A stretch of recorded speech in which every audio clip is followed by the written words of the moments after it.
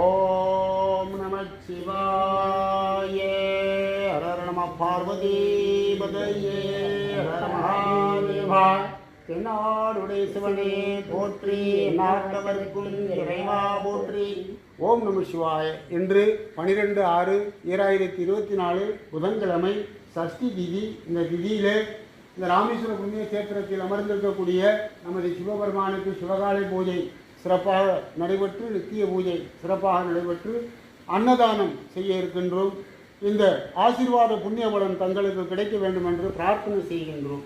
ஓம் நம சிவாய.